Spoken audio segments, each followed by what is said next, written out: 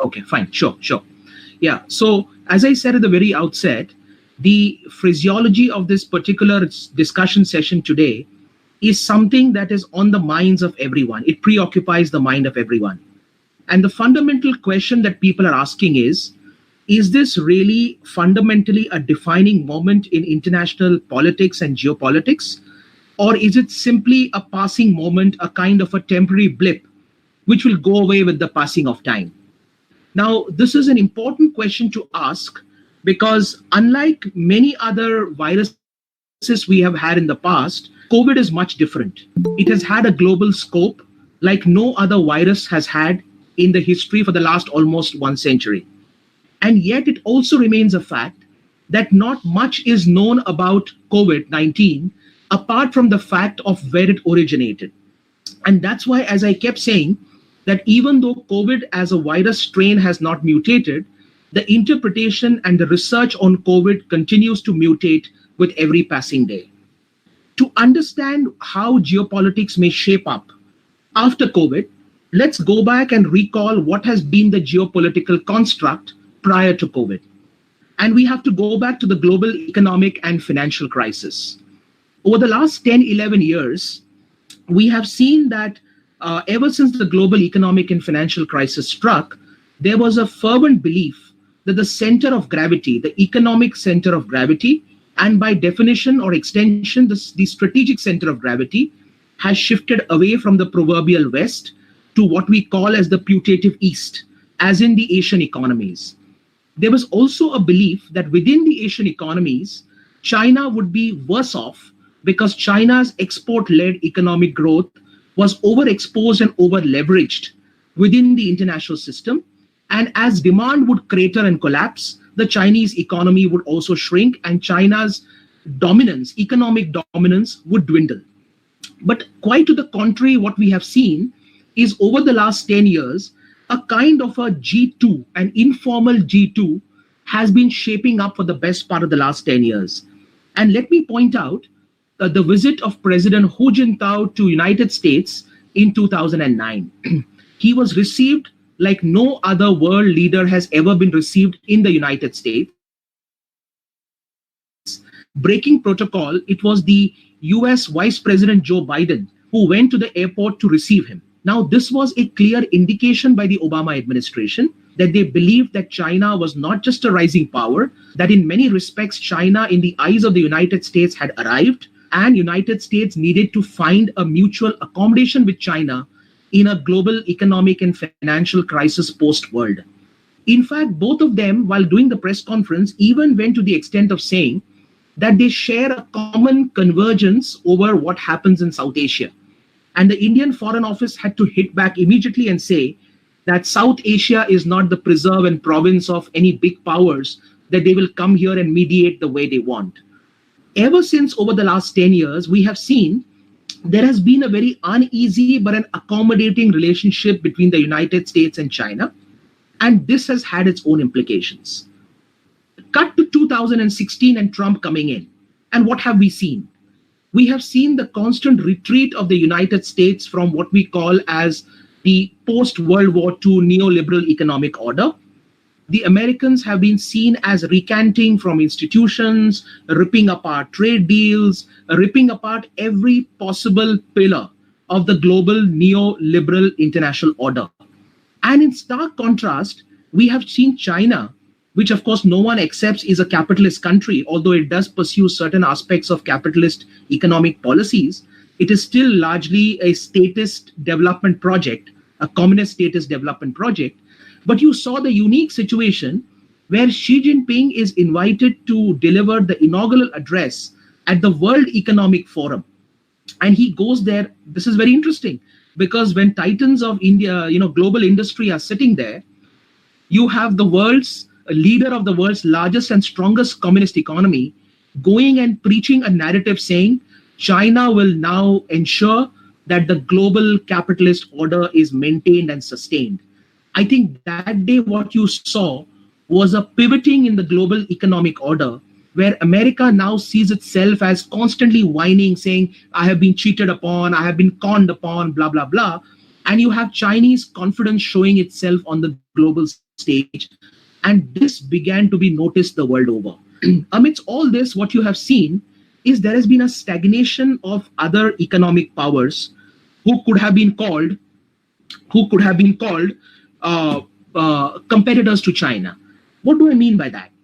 I'm essentially talking about Europe and European economies who, for the last 7, 8, 9 years, have been so internally focused that they have failed to grasp the international challenges. That's why you see today, increasingly, the European Union is getting marginalized from international global governance. You see individual examples of France, for instance, which does collaborate with India on the International Solar Alliance. But beyond that, how often do you hear about France playing a very critical role in international economic politics? Same happens with UK, same happens with other countries.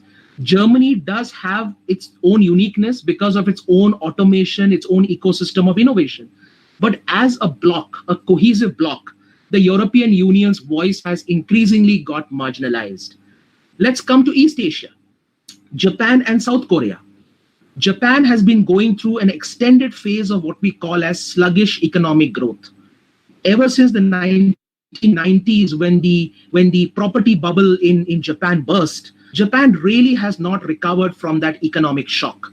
Even though it remains one of the top 5 economies of the world and one of the preeminent innovating countries of the world, you don't see Japan being able to play the kind of outsized economic role that Japan used to play and Japan was expected to play. So Japan can't be seen as that potential economic competitor to a rising China in economic terms. Same is South Korea. South Korea continues to be boxed in with the whole issue of North Korea. And therefore, their focus for a long time till Moon Jae-in came in, and he came in with a policy called the Go South policy, which is South Korea's policy to reach out to ASEAN countries, and more importantly, its policy to reach out to India. But until then, until like 2 years ago when Moon Jae-in came in, their policy was really focused on the Korean Peninsula. You look at Singapore. Singapore is another country, but the problem is the lack of scale and the fact that it has a very narrowly defined economy in terms of what it does well means that none of them can really be a comprehensive or a credible competitor to China within Asia. That leaves us with only one other country, which is India. Now, there is no doubt that India definitely has made rapid strides since 2014. The ease of doing business, is proof of that. The very fact that we have been able to attract investment in much larger numbers than we did prior to 2014 is also enough evidence. There is a lot of economic architectural reworking that has gone on within India to try and reform the business landscape and the business environment. But despite of that, it remains a fact that because our economic growth is so erratic, where we seem to strike 2 or 3 years of good economic growth and then we plunge to about 3%, 4%, even lower, this crest and trough, this going up and going down of economic growth is something that again leaves us in a very difficult situation to take on China. Because remember, even though everyone points to China and says, oh, they're no longer doing double-digit economic growth, they're now down to about 6%. And what is 6%? They used to do 10%, 11%, 12%. We all know two things. One, whatever goes up cannot stay there forever. Everything has a peak and has to come off the peak. But what is important is, even if China, which is a $12 trillion economy, and I'm looking at nominal GDP here, $12 trillion economy growing at 6% is still way, way, way ahead of a $2.8 trillion Indian economy, even if it grows at 7%. There is no comparison. So for every 2 years, China was adding an India. And so the gap was only widening. So in this context, on the economic scene, you saw very clearly, you have an ascendantly rising China, and you also had an America now that was beginning to realize that the accommodation with China was not getting it what it wanted in terms of its national interest. That actually America was now being challenged for its own supreme singular superpower status by China. What we have also seen in the pre-COVID situation is the rise of strategic domains of technology. In the past, we always talked about technology, But technology was basically seen through the narrow prism of information technology, and that's about it. But today, the very technological landscape has expanded so much that it has become really integrated into both economies and also into societies. So today, you cannot see the information technology sector or the internet only as an economic sector. It is probably today a deeper societal sector than it is an economic sector. And that is where, again, China seemed to catch on to what technology means in today's era, which is why you see one of the strong points of China, which gave it huge advantage in the pre-COVID era and even during COVID, was the fact that when it comes to launching apps which become global brands, which have no competitors, at least as we speak, China seems to have nobody in sight.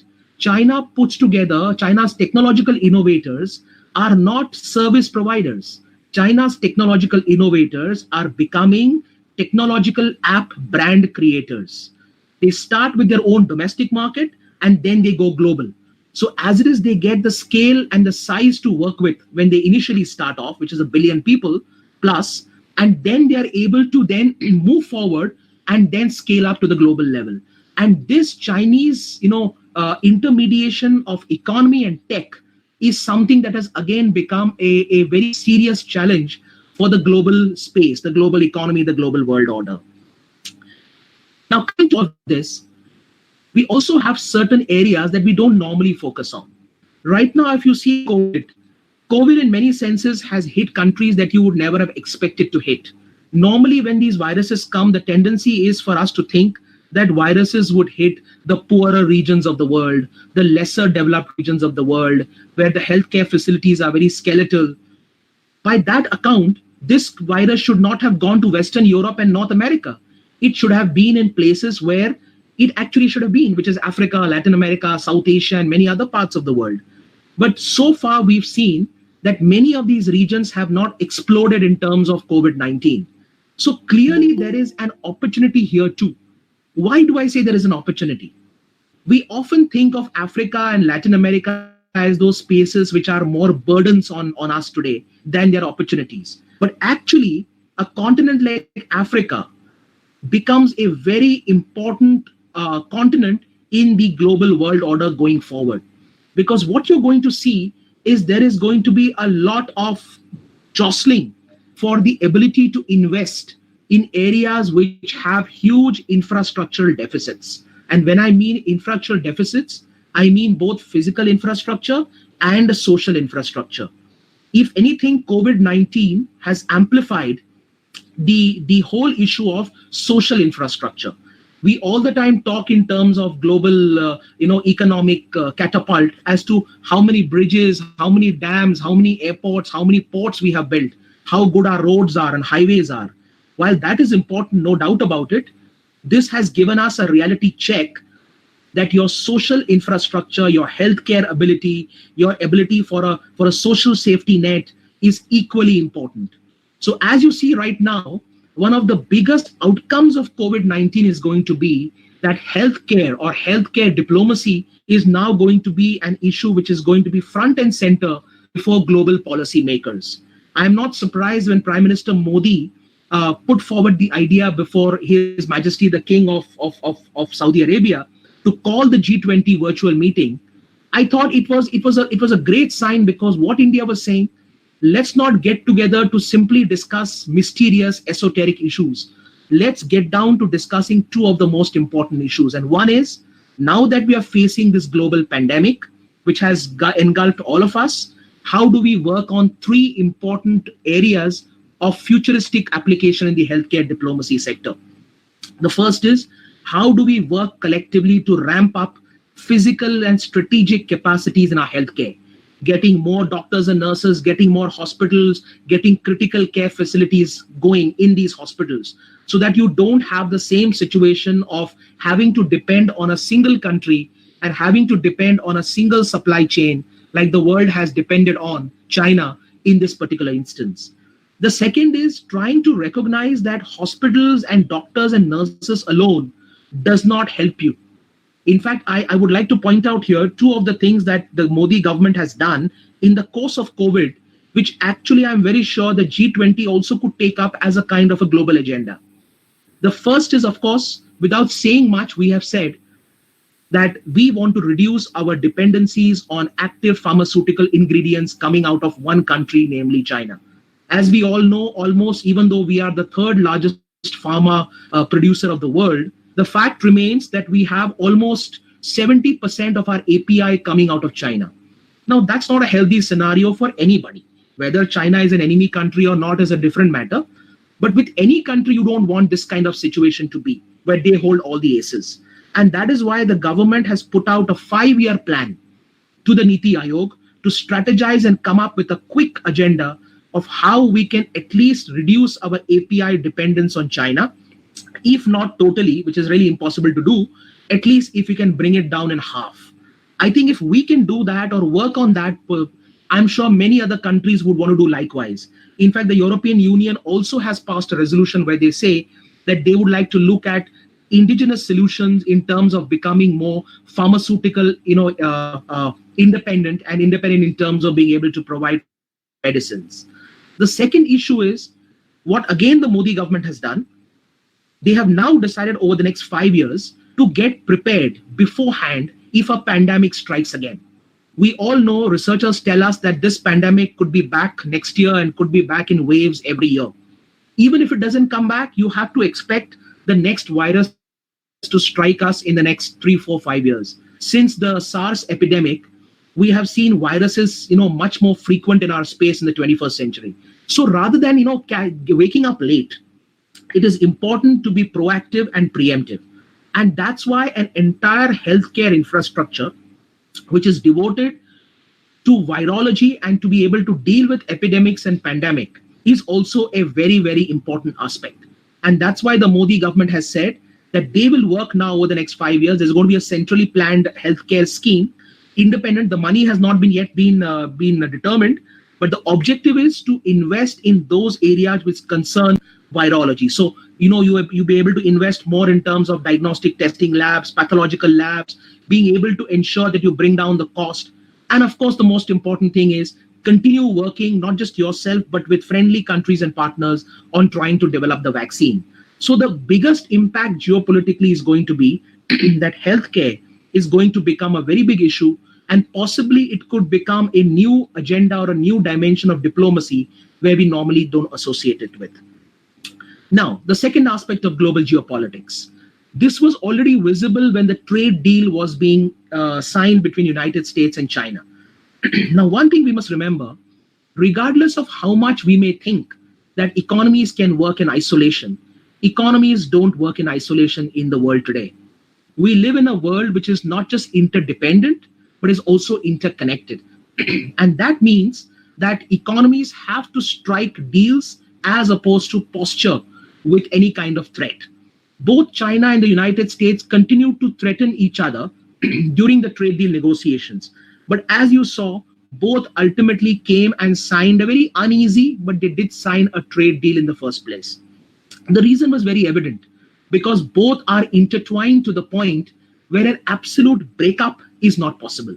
So if anyone thinks that geopolitically there will be a clean break between United States and China, that we could be entering a kind of a new Cold War of the old times, where the United States and the Soviet Union were almost diametrically opposed into two power blocks, well, that's not going to happen. What you will happen is you will have a very uneasy decoupling. And that decoupling will be in those sectors where either side perceives an advantage to decouple. Now, what could be those areas? One area very evidently could be technology, and that is where you're going to see this whole race build up now. Geopolitics today is less about physical dominance and more about strategic dominance. You are seeing as we speak that China, while it continues to build up its military, the thing to watch out for is the technological component within that military. It is the technological injection into military transformation that is making China the kind of fearsome force that it is today. If it simply was building platforms and putting them in the ocean, simply putting submarines in the ocean will not help. But rather, if you're able to put in drones, if you're able to put in underwater submersibles, it gives you much more strategic depth in terms of exercising your power in the maritime space. And what you're seeing, again, it's a challenge here because China is beginning to innovate. The world has to wake up. Otherwise, it will again be playing catch up. So in this field, you will see a bit of an uneasy decoupling between the United States and we're already seeing the initial signs of it. You have senators in the US Senate pass a moving resolution saying Chinese students must be kept out of STEM, which is science, technology, engineering, and mathematics, and allow them social sciences. This is a very clear indication that now China's presence in the technological space is being seen as more of a threat than an opportunity. For a long time, countries like Germany, they always saw the Chinese technological emergence as a kind of an opportunity. Even the Americans did so. Elon Musk chooses to go and build his electric vehicles in China, not because he's enamored by China, but because China's innovative and technological ecosystem provided him that space. Same happened with Germany. Germany, in fact, tied up its Industrial Revolution 4.0 with China's own Make in China 2025. So it clearly shows that the West was in this phenomenon where they felt they could actually see China as a collaborator. Today, they have come down to this glaring belief, which has only been reinforced after COVID-19, that China is not even a systemic competitor, that China actually is a systemic adversary. And this opportunity now has arisen where there could be an uneasy decoupling. The third big geopolitical impact obviously is going to be in terms of how political orders are shaped. And this is where I want to make a point. If you see, this COVID crisis has also brought political leadership into limelight, into spotlight. We have seen various world leaders deal with the global crisis, the COVID crisis, in their own way. Some have been responsible, some have sounded reckless, some have been ruthless. You can see various scopes there. Obviously, Prime Minister Modi and the way he's conducted himself, not only nationally, but also internationally, he has proved to be an exceptional statesman and therefore he's being widely regarded the world over. And it has important implications for India's positioning from a geopolitical point also. At the same time, you also have to accept that for some of the less democratically inclined leaders of the world, this has provided them a space to be able to capture some of the ground that they were not able to capture through legitimate democratic means. And you're seeing this tension arise, for example, in Europe, where actually there is huge, kind of moment of reckoning for the European Union. People are questioning whether the European Union will survive this crisis in the same way, or there will be more schisms developing, more chasms developing, more fissures developing within the European Union, which may create more of the kind of Brexit issues. You know what's happening in Hungary. I mean, we've all been reading of what happens in some of these Central and Eastern European countries, where China has a very, very big stranglehold on these countries. And China is trying to use these countries to be able to undercut and undermine the broader European Union, namely the Western European nations. Similarly, you will see a huge, humongous race building up for strategic resources. Why has China become an important global player? Because China recognized before countries did as to what are those 20-25 important strategic natural commodities. I mean, going beyond oil and minerals that we knew about, the futuristic minerals that could determine the futuristic applications of the world, which is why they began to tap lithium in huge numbers from countries as afar as Bolivia, much before India woke up to it or much before the United States woke up to it. In fact, for any of you who might, follow Latin America, or if you don't, it would be interesting to know that last year there was a toppling of a government that happened in Bolivia. Now, Bolivia is such an esoteric country, so far away from India that you wouldn't even bother. You would say, what's the big deal? It's in the middle of nowhere. It's a landlocked country, in fact, double landlocked. But the fact remains, this is a country with almost 55 to 60% of global lithium deposits. And we know how important lithium is going to be for a whole range of, EV, electric vehicle applications, the whole electric, the kind of electric economy that we are looking at. And so in terms of that, the Chinese had already been in Bolivia long before we had realized. But last year, what happened? when the then president, who was strongly supported by China and who was a kind of a professed communist, he overplayed his hand, tried to extend his stay in power. He got toppled by the parliament speaker, who is widely believed to be a US-backed lady, and she is now taken over as the president. He was deposed. He went into exile. Elections were due in May, but because of COVID, they have now been postponed. But actually, what happened in Bolivia could now play itself out in many countries, where regime changes will not be done to suit your political whims and fancies, as was done by the United States and Iraq and other places. It will be done with the intention of denying that strategic space to your adversary. So you could see some of this happening in Africa as well, where China has taken us a kind of a vice-like grip over Africa. Many African countries, they have been able to co-opt the leaders in those countries. Some of them have been given huge blandishments, which they cannot refuse. And as a result of that, they seem to be playing ball with China, and China has almost virtual singular control over many strategic resources. China also today controls close to 3/4 of the rare earths that are underwater. Much of it is basically in the South China Sea and the East China Sea, which is why many of you might be very curious to know as to why China has got so aggressive in the immediate aftermath of its own COVID crisis. It is trying to exploit a situation and trying to be ruthless, emotionless, where it's looking at an opportunity where other countries are still preoccupied with trying to deal with the pandemic. It sees this as an opportunity to send across its military platforms, its military assets, to be able to encroach upon territory. But it's not encroaching territory to become that physical empire. It is encroaching upon strategically important territory, which it realizes gives it real control over rare earth repositories going forward. So this quest for global resources will also become very, very intense.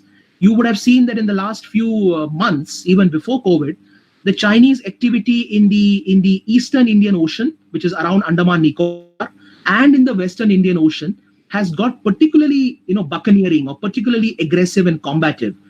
But we also have essentially shed our kind of equivocation, even-handedness. We have been able to shoo away Chinese vessels when they got anywhere close to the Andaman Nicobar. Our ships right now are tracking many of the Chinese platforms, submarines, etc., which are operating in the Western Indian Ocean. We're also working with partners, and that is where the geopolitics of maritime space is changing. You are seeing new alliances come up, which have less to do with regard to institutional architecture. So the days where you talk about huge institutional architectures, they are gone. You will see a lot more functional coalitions of the willing emerging. What is the meaning of that? Look at the Quad, QUAD, which is basically 4 countries, a concert of democracies in the Indo-Pacific. United States, India, Japan, and Australia. These four countries pursue very different foreign policies. In fact, many of them have very, very different relationships with China. I'm sure many of you would have seen the recent heightening of tensions between Australia and China, where China has told Australia, we will stop buying your beef and your wine if you don't stop pursuing an inquiry against us. But Australia needs China. Japan right now also needs China. India also has a relationship with China, which it doesn't want to necessarily, upstage or upset for no reason whatsoever. But having said that, all these 4 countries have still bound together in the Quad security dialogue, because the overarching goal of maintaining a free, open, and independent and inclusive Indo-Pacific is something that all these 4 countries want. They don't want the Indo-Pacific to in any way resemble a Chinese lake. And that is what brings them together. Now, if you see what is the institutional framework, there is no institutional framework. They meet very often. They are now meeting at the level of foreign ministers. They are looking more at operational activities than getting into some kind of huge architecture. Similarly, look at the G20. The G20, which came up in the global economic and financial crisis for the last 12 years now, has been dealing on the global level with a lot of different issues. Many of them have been addressed. For example, the black money issue was brought up. The global black money issue was brought up in 2014 by Prime Minister Modi. Similarly, now the healthcare diplomacy angle was also injected on the G20 agenda by Prime Minister Modi. It has been embraced by a whole host of world leaders who see India's agenda as being the agenda for the global democratic world. So there will be a clear now, interactional nuance between democracies and concept of democracies and how they engage with non-democracies like China, etc., etc. There will also be a role in the global geopolitical space for the ability now to be able to look at new areas, new strategic areas, which are spatial areas. They don't have sovereign boundaries. For example, the International Solar Alliance, which was, of course, 3 years back, was first mooted, but this will now catch on in a big way because post COVID-19, the whole idea now is two kinds of world orders. One is a sustainable world order, where you build your economies, you build your societies based on certain compassionate, humanitarian, democratic values, or you simply chase projects. You simply chase physical projects. The Chinese mode is to give you pragmatic project-based cooperation. So when you join with China, they are obviously telling you, look, we'll put infrastructure, we will create a whole new country that will put you on the world map. The best example is Sri Lanka, and I will just want to point this out. We provided under Operation Sanjeevani medicine to Sri Lanka, which the Sri Lankan government, both the Rajapakshes, the president and the prime minister, have roundly, ringingly endorsed, and they have appreciated Prime Minister Modi and India for it. At the same time, we must not lose sight of the fact that as we were providing these $1 million of medicines, you had China, which was actually putting into operation what they signed last year, which was basically transferring or transforming the Hambantota port from a port that was a white elephant into now a maritime bunkering and sheltering industry there. Now just think about it. Anyone who understands the maritime space would know that a bunkering industry of this kind in the strategic location of the Indian Ocean means they are trying to convert Sri Lanka into a whole new proposition which could emerge as a competitor to Indian ports in the future. Now, every sovereign country has a right to grow. Every sovereign country has the right to be prosperous. But in doing so, Sri Lanka is now being given this exciting new project, which it embraces and laps onto, because this is what China can do. China is the only country which can create it. At the same time, India is a country that provides you a lot of what you require in times of distress. And that's why I put it this way. What you will see in the India-China relationship post-COVID is India's goodness. That India comes in extremely handy, does a lot of compassionate work, humanitarian work, doesn't demand a pound of flesh from you. But that is now to be squared up against Chinese goodies. And many countries in the region will want to very pragmatically also pick on Chinese goodies, at the same time also be able to embrace India's goodness. So in many spatial forms, you will see these two competitive world orders emerging. The last point that I would make about this geopolitical situation is we really don't know whether this in many ways is a temporary phenomenon or it is an inflection point. But definitely on one level, it definitely is an inflection point that China will no longer be seen in the same way as it was seen before COVID. And what do I mean by this? As somebody who has visited China very often, I have a lot of interactions, not just with Chinese interlocutors, but with a large number of the 60,000 plus Indians who live in various parts of China. And many of them are, excellent performers. So it's not like, you only have students there. While they have a lot of admiration, and a lot of us who go to China do see many aspects of Chinese infrastructure and say, I wish India could do this as well. India could do this as quickly as it does. At the same time, this ability to look upon a power as a moral power, that is something that China has lost forever. Even those who could openly admire China and say that China can be a responsible stakeholder in the world, that a prosperous and a rising China will be a responsible China, this COVID-19 crisis and the public relations disaster that it has seen is only now going to make the world leaderships very wary of China. But the problem is where the leadership will get wary, will businesses get wary of China? Businesses don't make decisions based, and we know businessmen, they may say what they like on platforms. Ultimately, they make decisions based on bottom lines.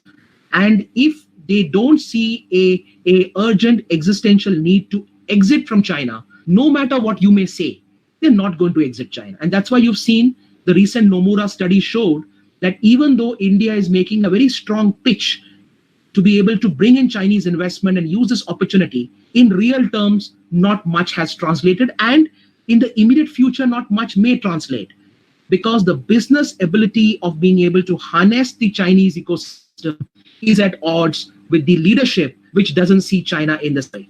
I think I'll stop here, and I think I'll be happy to take questions going forward. Thank you very much. Good evening, sir. I'm Harsh Gandhi from Arginal. So I'm having a question. So after this crisis, is US and its Western allies are going to see India as a potential counter to the China, and in a way are going to help in the technological and technology transfer and trade benefits? Is it going Right. to deepen India and Western relationship? Right.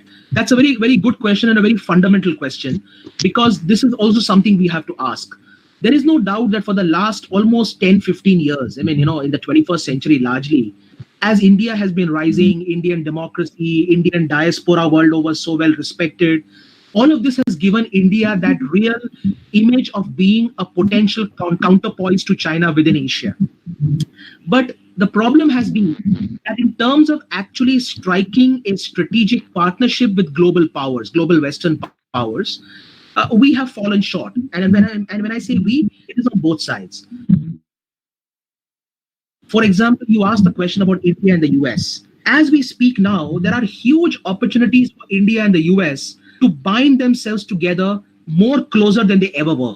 From working on a common vaccine, to working on healthcare diplomacy, to working on trying to build pharma supply chains, to trying to get greater digitalization of technology, getting into technological apps, getting into greater military coordination. And I don't mean military coordination only in terms of doing exercises, but the strategic dimensions. I mean, over the last few years, India and the US have been signing a range of agreements, from the time of signing LEMOA, to signing COMCASA, to signing the ISA, the Industrial Security Annex, which was signed last year. And there's another agreement in the offing called BECA, which is a Basic Exchange Cooperation Agreement.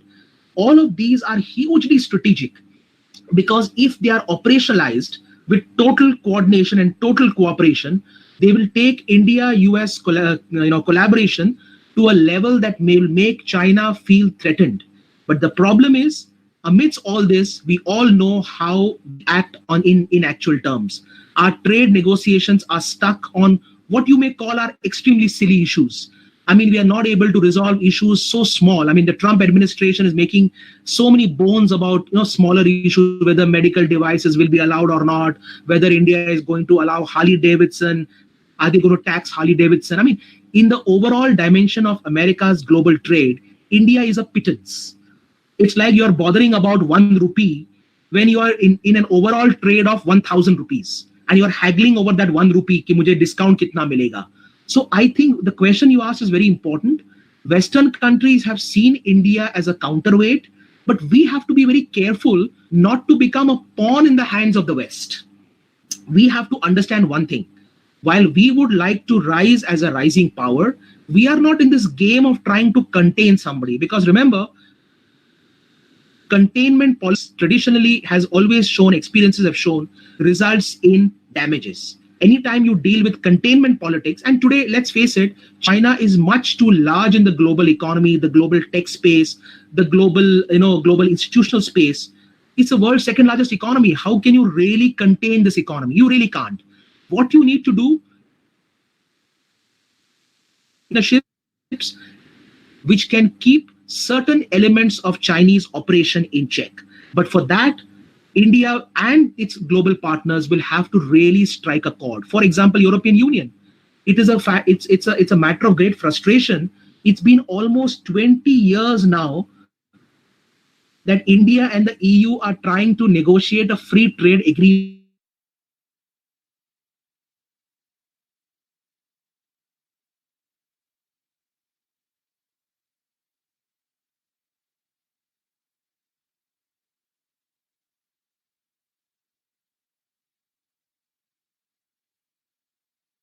has behaved on the world scene with his providing of medicines, with the way he's handled the Indian complexity of society. The world sees India differently. Hopefully, this can be a launch pad for India, United States, and European countries, including East Asian powers, as I said, the concert of democracies, to actually come together and build more mutually beneficial relationships that can make an impact, and not just leave it to documents and text and cocktails being toasted, which actually has no meaning. I am Rata Madhav. Yeah. Sir, I have two questions mainly. Sir, do our as you have told that we have to improve our health sector.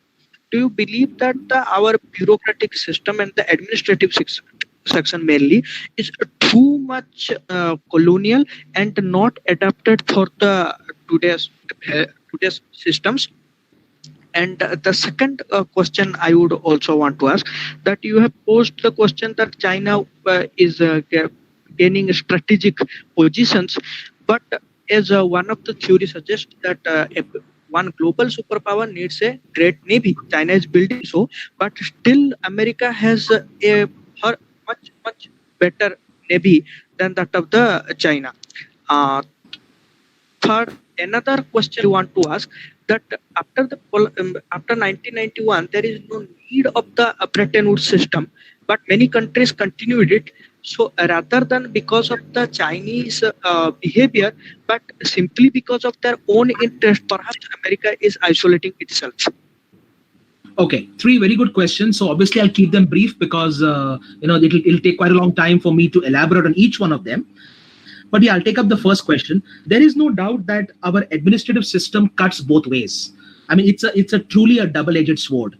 There is no doubt that our administration, for all its flaws, has also served us well over the years, because it is the one so-called permanent frame that keeps policy continuity amidst the political crises, the political instabilities that we have seen over the years. So I definitely am more, should I say, I'll cut on that. But yes, you are right. The ability of our Indian bureaucracy to do two things has come under scrutiny. One, the ability to really imagine big. See, everything starts with imagining big. They always say the power of ideas comes from what? The power of ideas comes from the power to imagine. You have to get young children to imagine. You should not throttle their imagination, because imagination then leads to curiosity, and curiosity then leads to innovation. And the countries in the world who have benefited are those where their societies have been essentially innovating and imaginating. So in India, the problem of imagination. And second is this risk-averse tendency that I don't want my neck on the chopping block. And so let me not suggest anything big. Of course, Prime Minister Modi is somebody who the power of bureaucracy, because that's how served him well in Gujarat. At the same time, he is such a prime minister who understands that the bureaucracy also needs a huge transformative moment.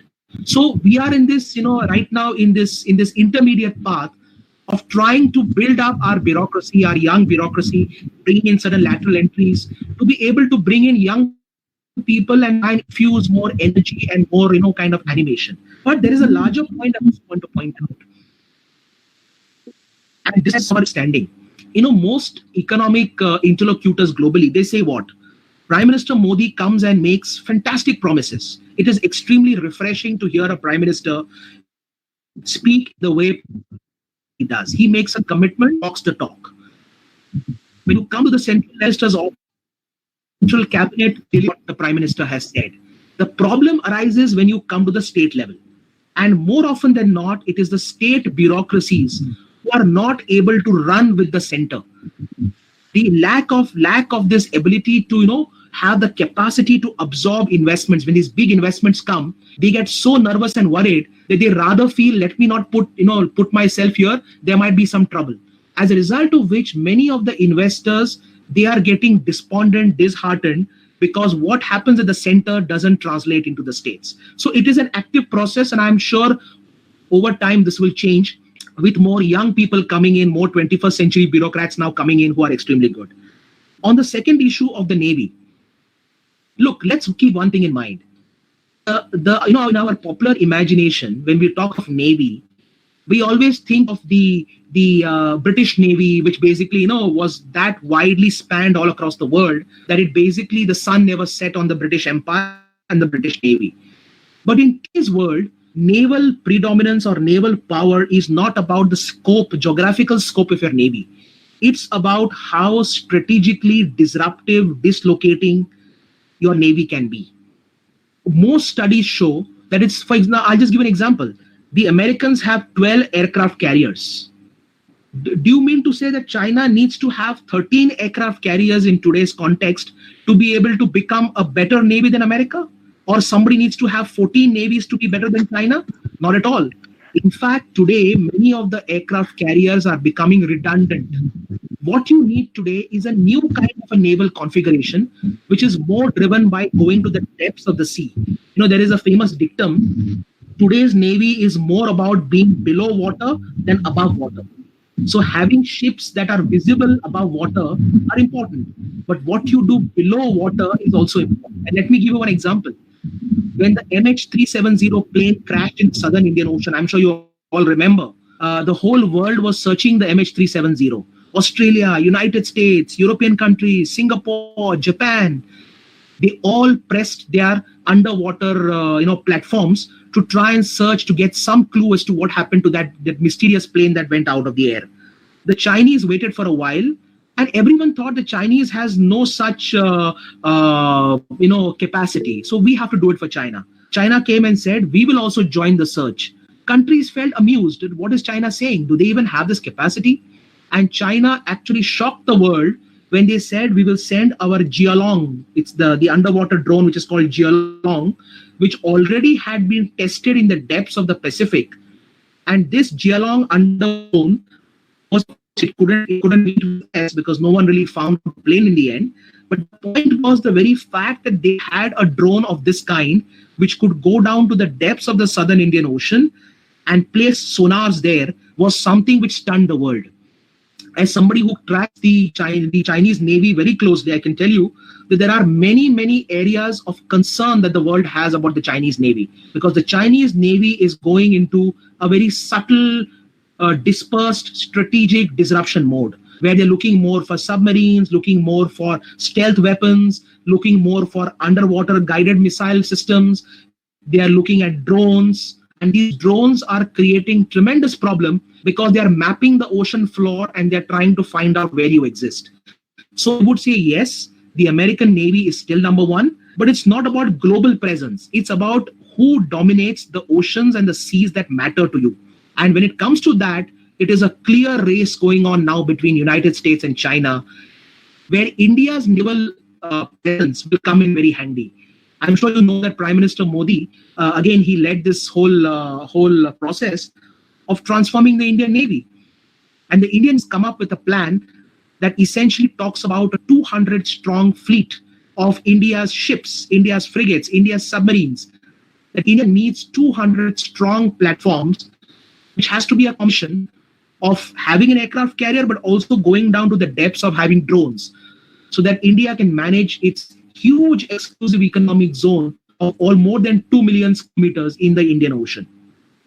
The third point was about the Bretton Woods system. I think the Bretton Woods system definitely has come under strain, and let me point out how.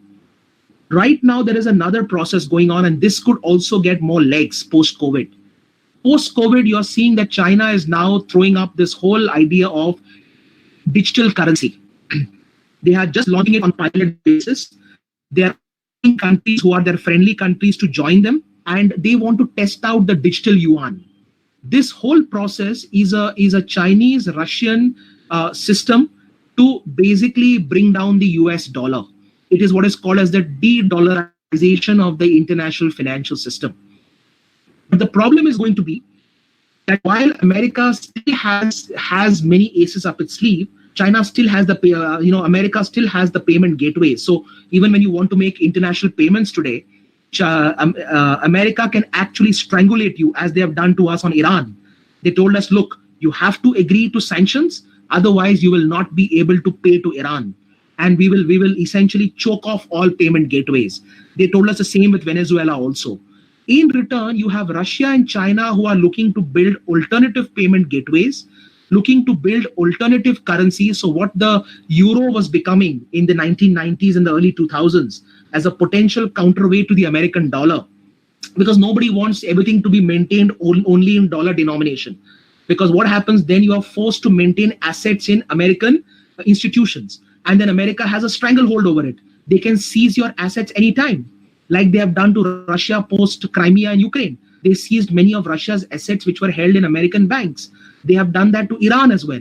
So not for this to happen, you have China and Russia who are now mounting this counter campaign, which is about de-dollarization. And in that, this whole blockchain thing, the whole issue about cryptocurrency, the whole issue about digitalization of the yuan, these are becoming extremely important potential aspects. Now, where does India fit in here?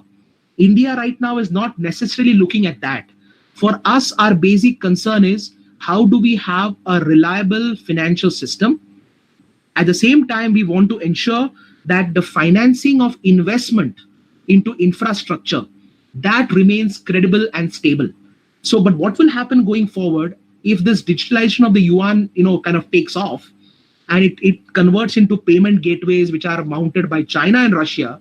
There will be a big tension that India will face as to which side of the fence we are on. Are we going to choose America exclusively? That will have consequences for our trade and our investments and our economic interaction with not only China, but also Russia and their friends. If we go with China and Russia, it will have implications because our economy is basically tied to the Western economies. With the, when we accepted opening up our economy, what did we accept? We accepted that our economy will work more in tandem with Western economies. So this ability for us to transition or to ride both the boats, that will be a very, but I agree with you that the international financial system is now going to be under serious scrutiny, and the next 5-10 years could decide as to which way we are going, whether it is again going to be two kind of equally competitive economies, because let's remember, the Chinese aggressive posture on the yuan has begun ever since China became part of the strategic drawing reserve. That is a strategic global basket of 7 currencies now, wherein you can also transact in RMB if you want. But China's problem is, despite it wanting to internationalize the yuan, because the Chinese banking system is so shadowy, the Chinese banking system is so opaque, everyone from the IMF to other international agencies have been red flagging the Chinese financial system and saying that the Chinese banks are extremely dubious and they actually could be sitting on a mountain of debt. They could collapse someday. So nobody wants to engage in a currency which is based on a banking system that no one has any certainty about. And so there is a lot of credibility issues surrounding the internationalization of the RMB. But if China's stake in the international economy and finance grows, it will just become a necessity. For example, tomorrow China may tell India, you want money through the BRICS bank? Well, you will have to accept it in non-dollarization. You want money through the AIIB, the Asian Infrastructure Investment Bank.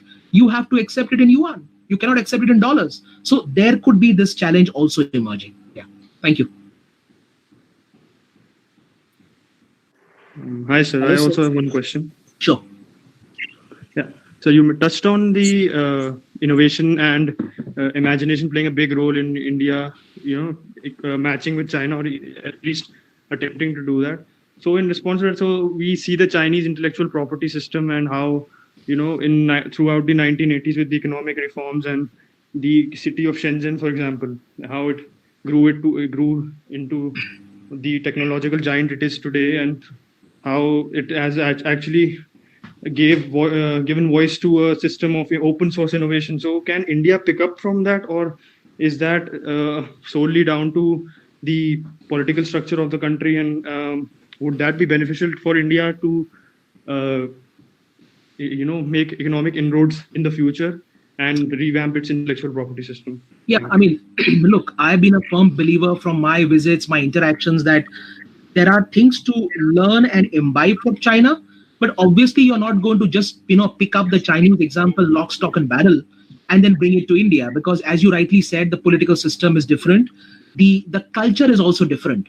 I mean, for example, as I said even in my opening remarks, and it pains me to say so, the information technology sector has been our strong suit now for the last 20, 25 years, and we are proud of our companies. But having said that, it is also true that for all the big companies that we have, whether it's an Infosys or a Wipro or a TCS or any of them, at the end of the day, in terms of product creation, brand creation that goes global, none of them have been able to create that innovation or press the governments of the day to create that comprehensive, holistic innovation ecosystem that will allow them to go global. You talked about Shenzhen, exactly. Why is it that we were not able to? I mean, we talked about Hyderabad as being the IT capital, then we said Bangalore is the IT capital. But honestly, it is an IT capital in terms of certain enclaves. So an Infosys campus would be an enclave of entrepreneurship and innovation.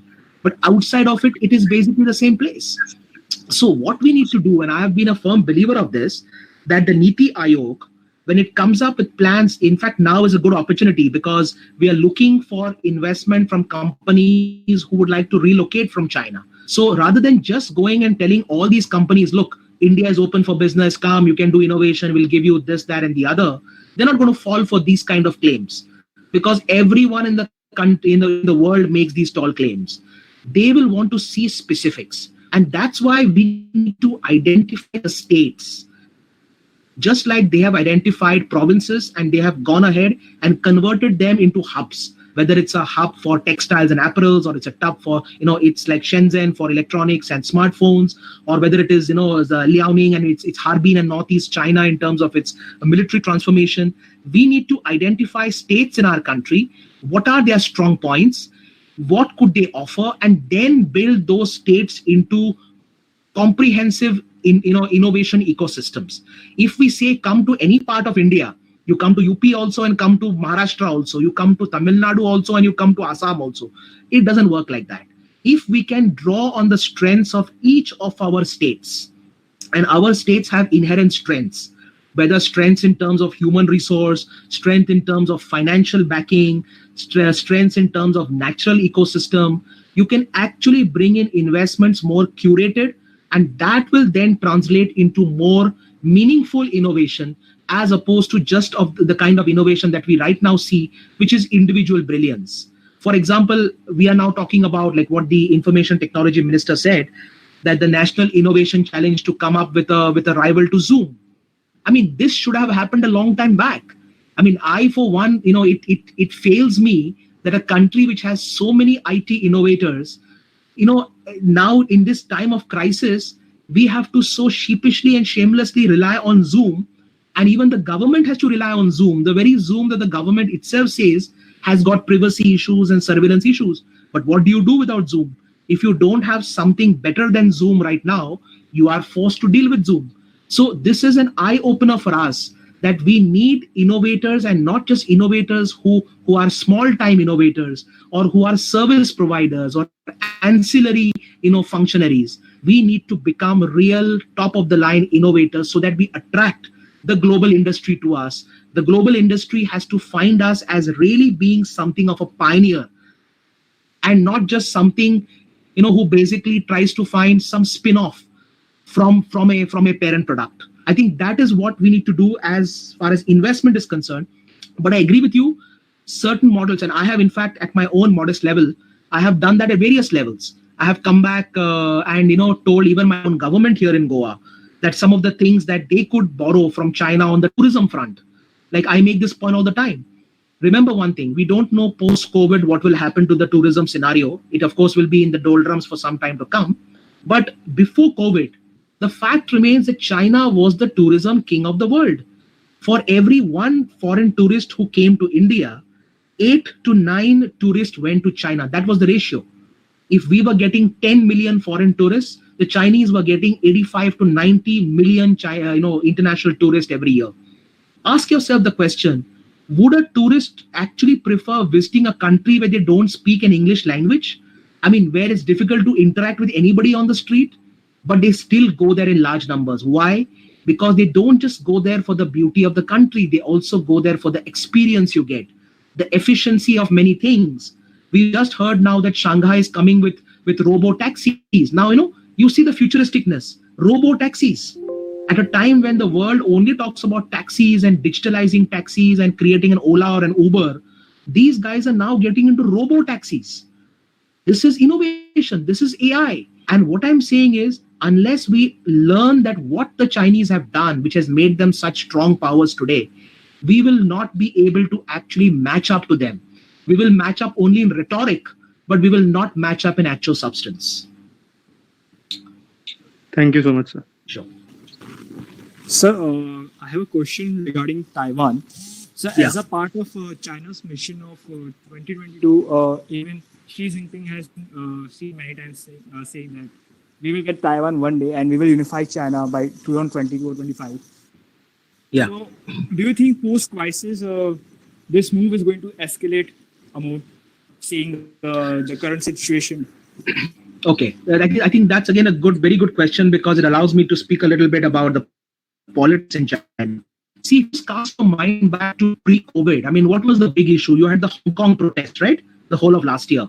And these Hong Kong protests really had caught the imagination, not of the Hong Kong people, but even of the global community.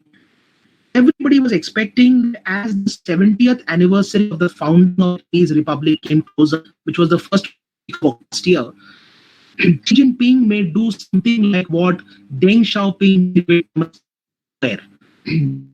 If that one strong persona that Xi Jinping has, he may probably just enter Hong Kong with the military, he may crush the protesters, and he may give a ruthless message to the whole world.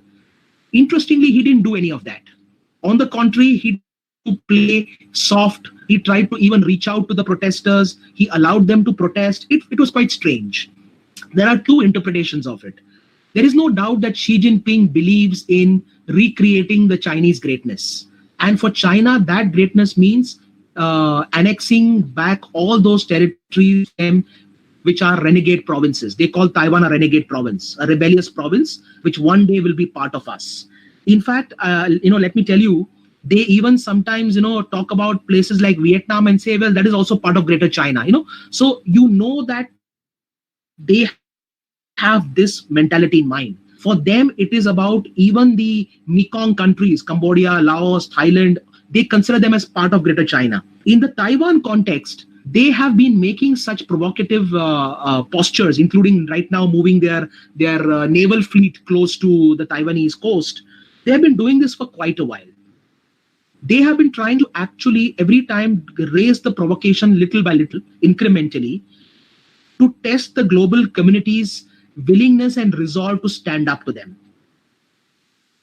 But what they have found is, they initially thought that Trump is a very unhinged man. Trump is somebody who will just do a deal and he'll walk away. But interestingly and strangely for them, they found that when it came to Taiwan, the Trump administration was giving a lot more leeway to the US military to operationally, threaten China behind the scenes, much more than what Obama or Clinton did, or for that matter, even Bush did. So right now, one does not see that, although there are many people speculate that by 2025, 2026, the situation will be such that they will just invade Taiwan one day and they will sweep and take it over. I don't think that will happen, because they are seeing what has happened now with the current president, who's just been elected for a second term, Tsai Ing-wen. And she is somebody who has been quite popular.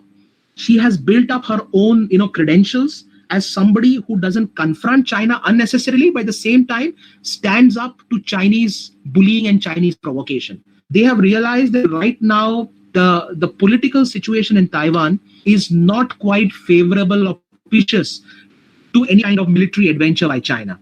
And they will watch this current situation. With more and more countries putting pressure on China post-COVID, some of them asking for investigation, others asking for compensation, others asking for isolation, blah, blah, blah. They will certainly want to wait and watch, because right now what you see, China is also panicking. You see how their ambassadors are talking. They are talking diplomats and officers. I mean, make threats to other countries. Not a diplomatic way of talking. So clearly China is ruled. Being ruled, they are not going to go into this kind of terrorism based on in Hong Kong. And also remember, for all the outward projections that Xi Jinping is extremely firmly kind stuck in the saddle and he is an incontrovertible leader. He definitely is an incontrovertible leader, but there are deep-ridden factions in the Chinese Communist Party that have been questioning him on various issues. They have been questioning him on his handling of the economy. They have been questioning him internally on handling with Hong Kong. In fact, some people from China whom I know, they kind of tacitly kind of indicated to me that, look, to be very honest, we can't say it. To be very honest, we know there is an internal hit job. There is somebody from within the communist ranks, who is secreting the Hong Kong protest. And Xi Jinping knows that right now he can't bite off more than he can chew because he's just got a delimited presidency. He doesn't want to get so raucous and kind of overambitious that he ends up toppling his own self. So you will see provocations against Taiwan. The Americans continue to be firm on the Taiwan issue because they realize that if Taiwan falls, then pretty much this island chain dilemma is over.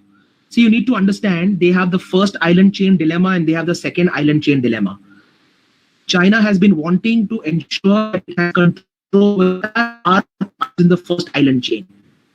And the second island chain obviously goes beyond that. So in fact, many people say that there are three ways of looking at it. The first island chain is Taiwan. The second island chain is Okinawa, which they believe that someday they would like to have from Japan.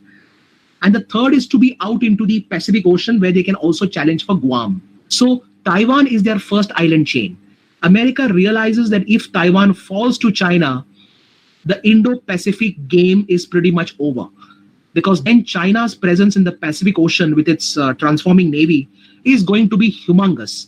And the Americans will have to be in retreat. And that will essentially mean that basically China will be the number one military power in the Pacific. It will be game over. So in that sense, I don't foresee a kind of upstaging in Taiwan because of the political situation in Taiwan, which is not favorable, because of the own Communist Party dissensions within, but also because of the fact that Trump on the Taiwan issue has tended to be much stronger than the world thought he would. Thank you, sir. Sir, if supposedly as we can see, US in like last 1 year or 2 years, really trying to integrate Taiwan with the global order. And we have been seeing the statements by Donald Trump that he is going to give Taiwan, the UN membership. Yeah. Supposedly, if Taiwan's get UN membership, how it is by the help of US, how it is going to change US and China relationship? Look, there are certain things that are said for political consumption. I think we should take them not with a grain of salt, but on certain issues, particularly on Trump's pronouncements, we should take them with a bag full of salt. I always say that because he keeps flipping his statements every few hours, if not days. So the point is, getting Taiwan back into international membership is out of the question. Because if anything, Taiwan's diplomatic support has got extremely marginalized. There are less than 10 countries in the world now who effectively engage with Taiwan in formal diplomatic manner. There are many countries who have a soft corner for Taiwan, but it is just impossible to imagine a scenario. Firstly, it's practically not possible. Institutionally, there's a big problem because with China being a veto member and China being more, if you would have noticed over the last few weeks and months that China's institutional engagement in global architecture is only getting stronger and deeper. They have just signed, in fact, Tencent has signed a communication partnership agreement with the UN now. UN's communication systems are going to be managed by Tencent. So basically, China controls the UN communication now. Similarly, China controls the WHO. You've seen how the WHO put out a world map on which India's Ladakh was shown in a different color. I mean, this is not what the WHO should be doing. It clearly shows you that the WHO is also now in the pocket of China and playing to China's game. China also is looking to get more and more into leadership positions in global institutions. As a result of this, it is practically, logistically, legislatively, virtually impossible to get Taiwan into any position of prominence. So that issue, Trump is saying to keep certain constituencies, anti-China forces in US happy, those who are pro-Taiwan. But that can't happen. But in terms of Taiwan being able to stake out its own independent position, that is something where, again, there is a very interesting battle developing. For a long time, what was the situation? Even though politically Taiwan and China were at loggerheads, When you go to Taiwan, what you realize, every 30 minutes, there is a flight going into China, into mainland China, and every minute there's a flight from mainland China coming into Taiwan. Taiwanese people go to China, Chinese people visit Taiwan. They have kept that relationship absolutely smooth. And that is very, very curious to somebody like India who sees this. How can this happen? I mean, you are at loggerheads, but what China says, while we are at loggerheads with our province, and it will be one day ours, let's also accept that Taiwan has an outsized standing in the global economy. For being such a small island province, well, I'm saying province because China says so, but even an island country, the ability of Taiwan to control the automation, the semiconductors, the electronic space has been amazing. And China has been dependent on Taiwan for a long, long time. This is something that also China wants to get off. So increasingly you see, for example, Huawei, just take an example of Huawei. Huawei has just put out data today. I mean, data has come today from on CNBC that in the first quarter of the 2020, Huawei has been able to put out more semiconductors than America's Qualcomm has been able to do it. And this is very interesting because it tells you that increasingly China is working on nationalizing and internalizing even the production of electronic chips, semiconductors, etc., so that their dependence on Taiwan reduces. That is one of the ways of taking out Taiwan from the equation. Now, how do you compensate with that? One of the ways the Americans could do is to actually get Taiwan to engage with more countries in collaboration. So Taiwan should be engaging more with Japan, more with South Korea, more with Singapore. These are the innovating countries. Possibly, I mean, with India as well. But India has a problem because that would amount to basically going against the one China policy, which obviously would have ramifications. But there is, so rather than actually looking at Taiwan getting any kind of political amplification on the international stage through membership, the bigger issue is to protect and preserve Taiwan's economic standing. Because if that goes, then pretty much Taiwan doesn't matter. I mean, even for China, taking it over or not may only be a formality, because today all that Taiwan is important for is because it still rules the roost in terms of our semiconductors. So that's a larger issue. I don't think they can really be part of international institutions any more than they are currently. Hello. Yeah. Good evening, sir. Sir, my question is that, sir, what are your views that in how many ways COVID-19